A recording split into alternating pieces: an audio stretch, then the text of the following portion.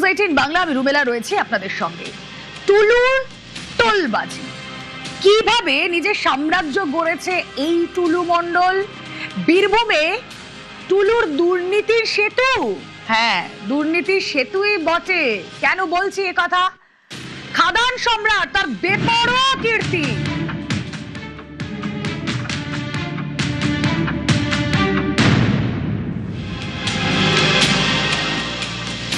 টোলবাজির ছকেই অনুমতি ছাড়া ব্রিজ গড়ার চেষ্টা, ছবি দেখাচ্ছি আপনাদের। তিলপাড়া ব্যারাজের কাছে ব্যক্তিগত সেতু তৈরির চেষ্টা। ব্যারাজের কাছে জাতীয় সড়ক বন্ধ থাকায় সমস্যা। টুলুর খাদানের লরি ডাম্পার কিভাবে যাতায়াত করবে, চিন্তায় পড়ে যায় টুলু। আর তারপর ব্যক্তিগত সেতু গড়ার চেষ্টা করেন টুলু মণ্ডল। ময়ূরাক্ষীর কাছে ব্যক্তিগত সেতু, কংক্রিট সিমেন্ট এনে ব্রিজ তৈরির তোড়জোড়।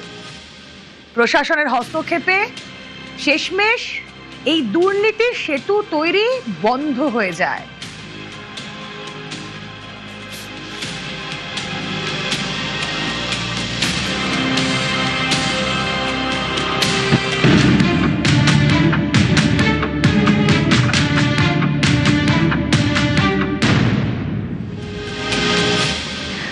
ভাবুন একবার, তৎকালীন তৃণমূল সরকারের জমানায় কি কি হতে পারত। ব্যক্তিগত সেতু তৈরির চেষ্টাও করেছিল টুলু মণ্ডল। কথা বলবো, আবির রয়েছেন সঙ্গে। আবির, এই দুর্নীতির তল পেতে আরো কত দূর পৌঁছতে হবে? প্রথমত হচ্ছে, দেশে এমন নজির সে অর্থে কিন্তু নেই যে কোনো একজন ব্যক্তি ব্যবসায়ী তিনি তার কাজের জন্য বা তিনি তার ব্যবসা সাম্রাজ্যকে বজায় রাখার জন্য তিনি একটি নদীর ওপরে তিনি সেতু তৈরি করবেন। এবং বীরভূমের এই যে সেতু তৈরি করা টুলু মণ্ডলের যে প্রচেষ্টা, সেটা জানাজানি হওয়ার পর এবং বর্তমান সময়ে জানানোর পর সে সময় টুলু মণ্ডলের যে প্রভাব প্রতিপত্তি আসলে কিরকম ছিল, তিনি আসলে কি করতে চাইতেন, তার একটা নজির সামনে আসতে শুরু করেছে। আজকে যখন তিলপাড়া ব্যারেজের কাছে আমরা যখন পৌঁছেছি, তখন দেখছি যে 14 নম্বর জাতীয় সড়কের তিলপাড়া ব্যারেজের ওপর থেকে কয়েকশো মিটার দূরত্বের মধ্যে তার যে নিয়ে আসা, টুলু মণ্ডল তিনি যেখানে সেতু তৈরি করতে চেয়েছিলেন, সেই সেতু তৈরি করতে নিয়ে আসার জন্য তার যে বিভিন্ন যে কংক্রিটের ব্লক বা সেগমেন্ট যাকে বলা হয় সেতু তৈরি করার জন্য, সেই সেগমেন্ট সেই ব্লক সেগুলো এখনো পর্যন্ত রয়ে গিয়েছে। এবং এই সেগমেন্ট এবং এই ব্লকগুলোকে নিয়ে তিনি আলাদা করে সেতু তৈরি করতে চেয়েছিলেন। কেন চেয়েছিলেন? তার কারণ হচ্ছে, তুমি জানো যে গত বছর তিলপাড়া ব্যারেজের যে গেট ওয়েভার আছে সেখানে কিছু সমস্যা ধরা পড়ে এবং রাজ্যের সেচ দপ্তরের তরফ থেকে সেই সেতুকে সম্পূর্ণভাবে সংস্কার করার জন্য দায়িত্ব নেওয়া হয়। তো যখন এখানে কাজ হবে, তার উপর দিয়ে 14 নম্বর জাতীয় সড়ক রয়েছে, এনএইচ অথরিটির সঙ্গে ইরিগেশন ডিপার্টমেন্ট তারা কথা বলে এবং তারা সিদ্ধান্ত নেয় যে ব্যারেজের ওপর দিয়ে যে ভারী গাড়ি যান চলাচল বন্ধ রাখা হবে, একটা ডাইভারশন রুট তৈরি করে দেওয়া হবে যেখান থেকে ছোট গাড়ি বাইক এগুলো চলে যেতে পারবে। কিন্তু এটা তো খুব গুরুত্বপূর্ণ জায়গা, একদিকে সিউড়ি, অন্যদিকে হচ্ছে মোহাম্মদ বাজার হয়ে একদম রামপুরহাট হয়ে সোজাসুজি মুর্শিদাবাদ মালদার দিকে চলে যেতে পারা যাবে। উত্তরবঙ্গ এবং দক্ষিণবঙ্গের মধ্যে সড়ক যোগাযোগের অত্যন্ত গুরুত্বপূর্ণ এই জায়গাটি। ফলে টুলু ভাবছে, তার কারণ হচ্ছে ওই জায়গা থেকে তার সাম্রাজ্য শুরু। তার পাথরের গাড়ি বেরোবে, তার বালির গাড়ি বেরোবে, তার আরও ব্যবসার গাড়ি বেরোবে। সেগুলো যদি ঘুরপথে যেতে হয় তাহলে তো সমস্যা তৈরি হবে। তাই সে মাথায় রাখলো যে 5 কোটি টাকা খরচা করে ওই নদীর ওপরে সেটা সেতু তৈরি করে দেবে এবং সেই আবেদনও তিনি করে ফেলেছিলেন। ব্যবসায়ীদের এক অংশ যারা তার বিরোধিতা করত বা প্রশাসনের একটা অংশের তরফ থেকে তা নিয়ে আপত্তি তোলা হয়, তারা নিয়মের কথা বলে। তার কারণ কোনো ব্যক্তিগতভাবে নদীগর্ভের ওপরে কখনো সেতু তৈরি করতে দিতে অনুমতি দেওয়া হয় না এবং সেটা করতেও পারা যায় না। এবং এক্ষেত্রে দাঁড়িয়ে একাধিক নিয়ম রয়েছে, একাধিক অনুমতি নিতে হয় এবং প্রথমত সেতু তৈরি করার জন্য টেন্ডার ডাকতে হয়, সেখানে কোনো সংস্থা আবেদন করতে পারে। কিন্তু একজন ব্যক্তি তিনি তার নিজের ব্যবসা চালাবেন বলে সেখানে সেতু তৈরি করে দেবেন, এই নজির বা এমন ঘটনা নেই। ফলে তার সেই সেতু তৈরির স্বপ্ন বাস্তবায়িত হয়নি। আজও গিয়ে দেখতে পাওয়া যাবে যে সেই সেগমেন্ট ব্লক সেখানে পড়ে রয়েছে, সেখানে সেই খাঁচাগুলো এখনো পর্যন্ত পড়ে রয়েছে। তবে যারা স্থানীয়দের সাথে আমরা অনেকের সাথে কথা বলেছি, অনেকের বক্তব্য হচ্ছে যে তিনি কার্যত রাজি করিয়েই ফেলেছিলেন যে তিনি সেটি করবেন এবং সেই সেতুর ওপর দিয়ে খাদানের গাড়ি যাতায়াতের জন্য কত টাকা করে নেওয়া হবে তারও একটা রেট তিনি মানে কষে ফেলেছিলেন। এবং অনেকে বলছেন যে যদি সরকার বদল না হতো হয়তো নতুন করে তিনি সেতুটাও সেখানে তৈরি করে নিতে পারতেন। তিনি নাকি এত ততটাই প্রভাবশালী হয়ে পড়েছিলেন হচ্ছে বীরভূমে। ফলে এটাই হচ্ছে আজকে তিলপাড়া ব্যারেজের কাছে গিয়ে সেই ছবি ধরা পড়েছে, যেখানে তার যে সেতু তৈরি করার জন্য সেই ব্লক সেগমেন্ট সেগুলোকে রাখা রয়েছে। আমি সত্যি বেনজির ময়ূরাক্ষীর ওপর ব্রিজ তৈরি শুধুমাত্র নিজের ওই লরি ডাম্পার যাতে যেতে পারে, ব্যক্তিগত ব্রিজ। কথা বলবো আবিরের সঙ্গে, টুলু মণ্ডলের একটা বক্তব্য আপনাদেরকে শোনাই, পুরনো বক্তব্য শুনুন। তিলপাড়া যে ব্রিজ এপ্রিল থেকে যান চলাচল বন্ধ আছে, পুরন্দপুর পার্ক দিয়ে গাড়ি যাচ্ছে। আমাকে বলেছে এবং ঊর্ধ্বতম প্রশাসন আছে বলে আপনারা থেকে এটা করে দেন, এবং কাজলকে বলেছে যেহেতু 9 জন লোকাল লোকের জায়গা আছে তাদেরকেও সঙ্গে নিয়ে এটা বানিয়ে দিয়েছে। এটা বানাইতে 4 থেকে 5 কোটি টাকার মতন খরচ হবে, একদম উন্নত মানের হবে। আমরা টার্গেট নিয়েছি মোটামুটি 15 দিনের মধ্যে চালু করে দেবো। টার্গেট নিয়েছিলেন, ভালো কথা, 15 দিনের মধ্যে। তারই বক্তব্যে একটা বিষয় স্পষ্ট ছিল, তিনি জনস্বার্থে, মানুষের স্বার্থে এই সেতু তৈরি করার কথা ভাবছেন। কিন্তু জনস্বার্থ না ব্যক্তি স্বার্থ স্পষ্ট করছেন একেবারে গ্রাউন্ড জিরো থেকে আবির রয়েছেন সঙ্গে। আবির, একটু ছবিটা দেখতে চাইবো, প্ল্যানটা ঠিক কি ছিল, কিরম ভাবে? দেখো, এখনো সেতু যে তৈরি হওয়ার সিদ্ধান্ত নেওয়া হয়েছিল এবং তার কাজ শুরু হয়েছিল সেটা তো অন্ততপক্ষে ছবিতেই স্পষ্ট হচ্ছে। একটু ঘুরে দেখাবে প্লিজ। আমি যেখানে আমি একটু সেতু থেকে একটু দূরবর্তী একটি জায়গাতে রয়েছি এই মুহূর্তে। প্রথমত যে তিনি জনস্বার্থের কথা তিনি উল্লেখ করছেন। তো তিনি জনস্বার্থের জন্য তো রাজ্য সরকারের তরফ থেকে যখনই এই ধরনের কোনো ঘটনা হয়, যদি রাস্তা ডাইভারশন করতে হয়, কজওয়ে তৈরি করে দেওয়া হয়।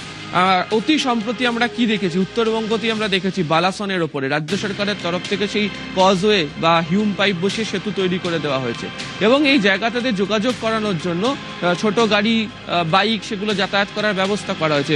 তিলপাড়া ব্যারাজের কাছেও সেই ব্যবস্থা রাজ্য সরকারের তরফ থেকে করা হবে। তৎকালীন সেচমন্ত্রী মানস ভুঁইয়ার তরফ থেকেও বারবার ধরে উল্লেখ করা হয়েছিল, রাজ্য সরকারের তরফ থেকে একাধিক আধিকারিকরা এসে সেটা পরিদর্শনও করে গিয়েছিলেন।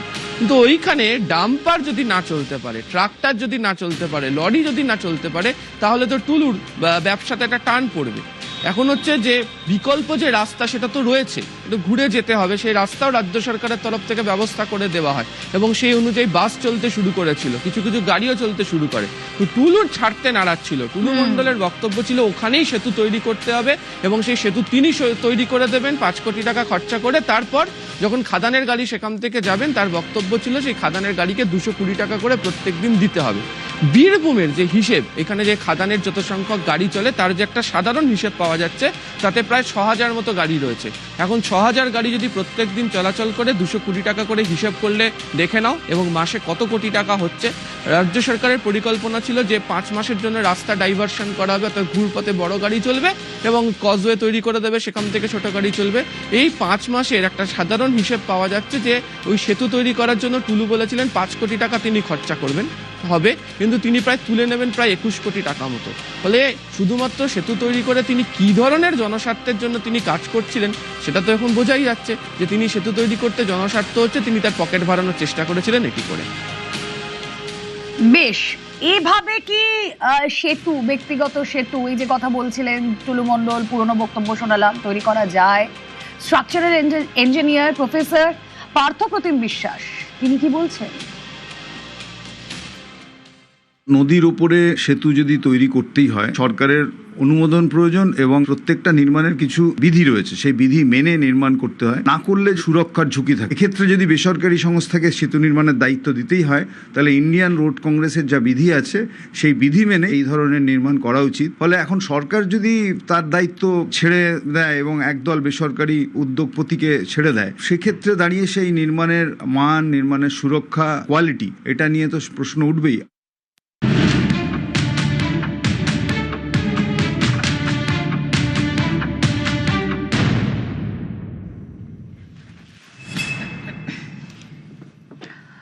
শুধুমাত্র যে নিজের ব্যক্তিগত স্বার্থে একটা ব্রিজ তৈরির করার কথা ভেবেছিলেন টুলু মণ্ডল তা নয়, পরিবহন আইন তাকেও বুড়ো আঙুল টুলু।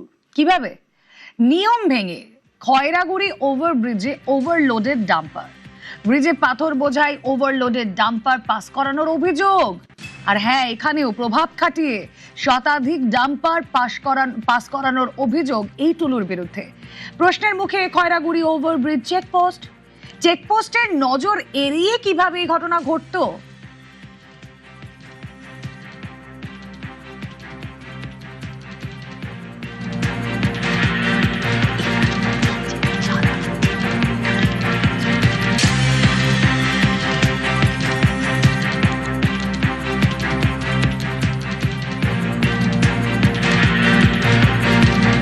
ছবি আপনাদেরকে দেখাচ্ছিলাম ইন ডিটেল, আরো একটু পরে দেখাই।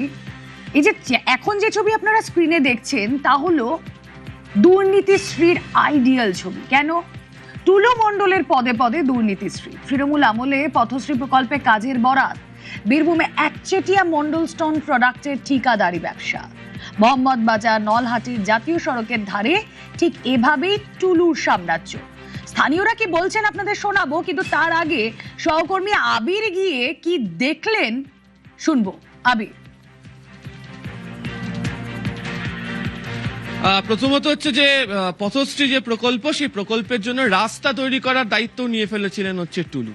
এবং আমরা সাঁইথিয়াতের একটা অংশ, বিশেষত মোহাম্মদ বাজার, গনপুর, মল্লারপুরের বেশ কতগুলো জায়গা, তার বিভিন্ন জায়গাতে আমরা যখন যাচ্ছি সেখানে দেখতে পাচ্ছি বড় বড় করে বোর্ড লাগানো, পথশ্রী, মমতা বন্দ্যোপাধ্যায়ের ছবি দেওয়া আছে, প্রকল্প রূপায়ণ কত থেকে কত পর্যন্ত হবে, তার জন্য কত কোটি টাকা ধার্য করা হয়েছে, এবং উজ্জ্বল করে নাম লেখা রয়েছে হচ্ছে মণ্ডল, যে তার যে এমএসপির কথা আমরা কালকে বলছিলাম, তারা রাস্তা তৈরি করবেন। এবার রাস্তা তৈরির কাজ দেখতে কি দেখতে পাওয়া যাচ্ছে, বোর্ড লাগানো রয়েছে যে টুলু মণ্ডল রাস্তা তৈরি করেছেন, রাস্তাটা শুধুমাত্র বালি পড়ে রয়েছে, রাস্তার কোনো গঠন নেই। একটু বৃষ্টি হয়েছে, রাস্তা একদম বসে গিয়েছে, বালি ভেঙে চলে গিয়েছে, দূরে সরে গিয়েছে। রাস্তা তৈরি করতে গেলে দুধারে যে বাঁধন দিতে হয় তার কোনো দেওয়ার জায়গাতে নেই। এবং যে জায়গাগুলোকে মূলত বাছাই করে টুলুই রাস্তা তৈরি করার দায়িত্ব পেয়েছিল, তার মধ্যে রায়পুর, গনপুর, অন্যদিকে হচ্ছে পাঁচামি, ডেউচার ভেতরের যে জায়গা, তারপর হচ্ছে শালবোদরা, এই সমস্ত জায়গাগুলো। কেন এই সমস্ত জায়গাগুলো গুরুত্বপূর্ণ? তার কারণ এই সমস্ত জায়গার যে গ্রামগুলো, সেই গ্রামগুলোতেই হচ্ছে টুলু মণ্ডলের পাথরের ব্যবসা চলে, বালির ব্যবসা চলে। এর কাছাকাছি তার সব থেকে বড় ক্রাশার রয়েছে, এই জায়গার কাছাকাছি তার যে নিজের যে খাদান, সেই খাদানটি ছিল। ফলে পার্শ্ববর্তী সমস্ত জায়গার গ্রামের যে রাস্তা তৈরি করার দায়িত্বটা কার্যত তিনি নিয়ে ফেলেছিলেন। এবং গ্রামবাসীদের বক্তব্য, তারা বারবার বলেছিলেন যে নিম্নমানের সামগ্রী ব্যবহার করা হচ্ছে, এইভাবে রাস্তা এখানে টিকবে না, তার কারণ টুলুর জন্যই বড় বড় গাড়ি এখান দিয়ে যাতায়াত করে। কিন্তু তাদের কথা কেউ শোনেনি। সরকার বদলেছে, টুলু মণ্ডলের খোঁজ চালাচ্ছে পুলিশ, তবে টুলুর খোঁজ এখনো পর্যন্ত এই ব্যানারগুলোতে গ্রামে উজ্জ্বল অবস্থায় রয়ে দিয়েছে যে তার এই এমএসপি যে রাস্তা তৈরি করা ঠিকাদারি কাজও শুরু করে দিয়েছিল হচ্ছে বীরভূমে। বেশ, ভোটের আগে 3 মাসের মধ্যে হয়েছে রাস্তাটা টুলু মণ্ডল বানিয়েছে, খোদাইও করেনি, কিছুই না, সব পয়সাটা খেয়ে নিয়েছে। 4 গাড়ি মোড়ান দিয়ে নিয়েছে আর 2 গাড়ি ব্যালেন্স দিয়ে রাস্তাটা করে দিয়ে চলে গেছে। পাকা রাস্তা তো দেখতে পাওয়া যায় না, মাছ চাষ করাও হবে, এমনই অবস্থা রাস্তাটা কোনো মানুষ, ছেলেগুলো যে স্কুল আসবে, স্কুল আসারও কোনো উপায় নেই। কত রাস্তা টুলু বানানোর জন্য দায়িত্ব? আমি স্যার শুনেছিলাম যে 72টা টেন্ডার পেয়েছে, তার মধ্যে ছাই দিয়েছে না সিমেন্ট দিয়েছে বুঝতে পারিনি। এই রাস্তা চলার মতো নয়, মানে রাত্রেবেলায় যদি কেউ আসে ও উবুর হয়ে চিত হয়ে পড়ে যাবে। দাঁত বেরিয়ে গিয়েছে, তো সব পাথর বেরিয়ে গিয়েছে। 3 মাস হয়েছে, এখন রাস্তা ফিটিং হয়নি, সাইড দিকে তো এখনো মাটি লাগায়নি। তো কে বানিয়েছে রাস্তাটা জানেন? টুলু মণ্ডল বানিয়েছে।